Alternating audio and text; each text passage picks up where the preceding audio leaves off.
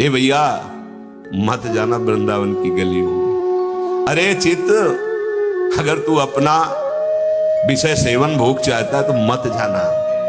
तेरे हित की बात कहता हूं, तुझे सावधान करता हूं।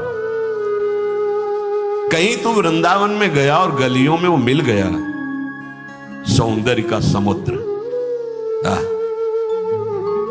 नील कांति है, ललित त्रिभंगी है और